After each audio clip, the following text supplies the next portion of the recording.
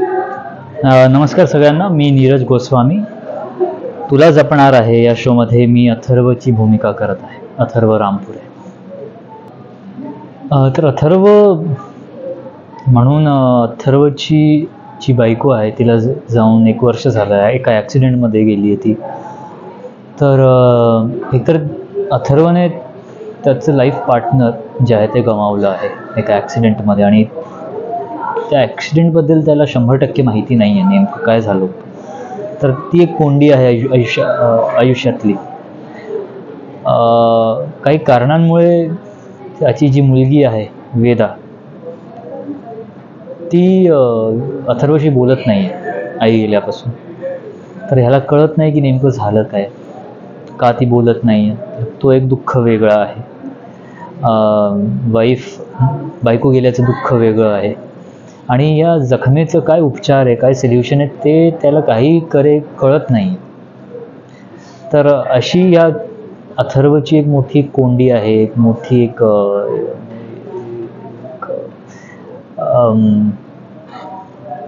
जखम आहे किंवा दुःख आहे. स्क्रिप्ट वाचून किंवा थोडक्यात आम्हाला जी काही एपिसोडची जी आम्हाला जी स्टोरी सांगितली गेली होती त्यावरून एवढं मात्र नक्की झालं की शो जरा मोठ्या स्केलचा असणार आहे. फक्त खूप कॅरेक्टर्स आहे असं न बोलता प्रत्येक कॅरेक्टरला एक चांगलं त्याला काय हवं आहे ते एस्टॅब्लिश केलेलं आहे. प्रत्येक कॅरेक्टरचं एक कारण आहे या शोमध्ये असण्याचं, आणि ते कॅरेक्टर त्याला जे हवं आहे ते मिळवण्याचा कसा प्रयत्न करणार आहे त्यावर ते कॅरेक्टर चांगलं आहे की वाईट आहे हे ठरणार आहे. तर एवढ्या सगळ्या कॅरेक्टर्सचं जो डायनामिक तयार होणार आहे ते खूप इंटरेस्टिंग आहे. त्यातल्या त्यात हा शो ज्या जॉनरचा शो आहे, फॅन्टसी फिक्शन म्हणा किंवा हॉरर म्हणा, तर त्याच्यामुळे सुद्धा एक ॲडेड ॲडव्हान्टेज आहे या शोला, की फक्त एक प्रकारचा एका जॉनरचा शो नसून हा एक चांगला फॅमिली एंटरटेनर असा शो असणार आहे. सो हे मला स्क्रिप्टच्या सुरुवातीचे काही एपिसोड्स वाचून मला ते क्लॅरिटी मिळाली होती.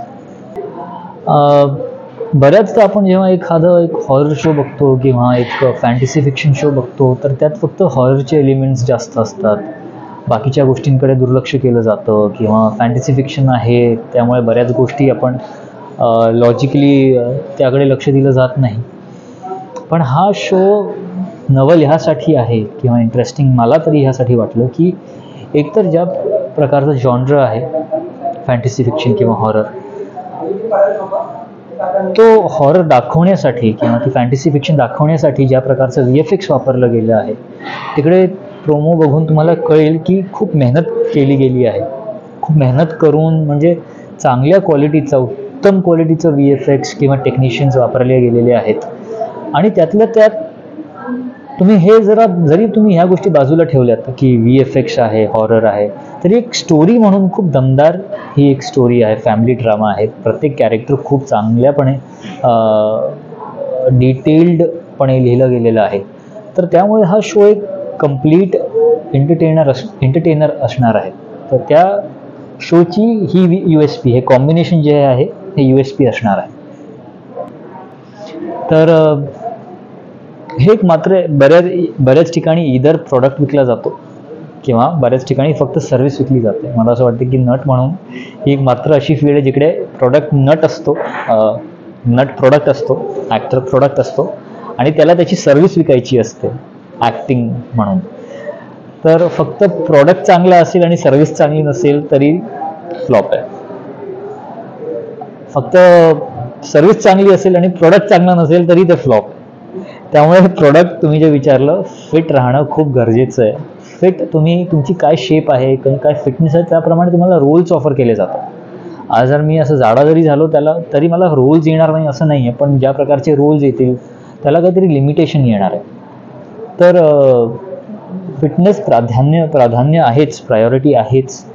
फक्त TV जरा हेक्टिक मीडियम असल्यामुळे इकडे प्रेक्षकांना ऑलरेडी माहीत असेल 13 तासाची शिफ्ट असते, त्यात प्रवास तुम्ही 2-3 तास अजून ॲड करा. तर माझं एवढंच आहे की जरी मला वर्कआउटसाठी वेळ मिळत नसेल तरी अर्धा तास का होईना मी वर्कआउट करतो. माझ्या बॉडीला ती सवय जी आहे ना ती सोडू देत नाही मी. अर्धा तास का होईना मी कुठलेही मग तो वर्कआउट वेटचा असो किंवा फंक्शनल असो, मी अर्ध्या तासाचा व्यायाम करायचा प्रयत्न करतो, एक्सरसाइज करायचा प्रयत्न करतो. आणि त्याहून जास्त मोठं कंट्रोल असतो आपण काय टाकतोय आपल्या शरीरात, काय जेवतोय.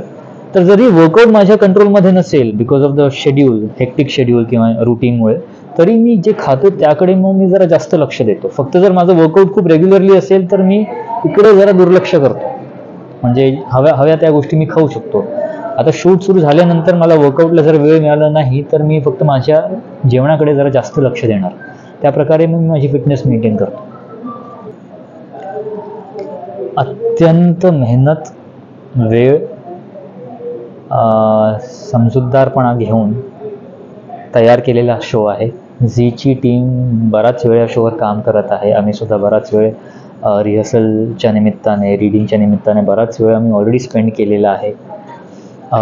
चांगली टीम आहे, चांगले टेक्निशियन्स आहेत, चांगले ॲक्टर्स आहेत आणि एकूणच हा शो ऑलराऊंड एंटरटेनर आहे, ऑलराऊंडर आहे.